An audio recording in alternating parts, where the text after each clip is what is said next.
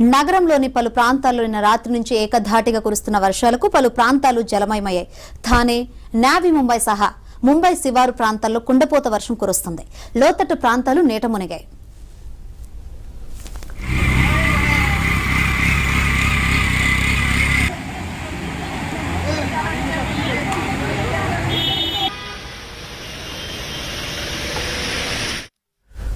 ఇక వరద నీరు రోడ్ల మీదకు ప్రవహిస్తోంది. వీధులు, కాలనీలు అన్ని చెరువులను తలపిస్తున్నాయి. ప్రధాన రోడ్లపై భారీగా వరద నీరు నిలిచింది.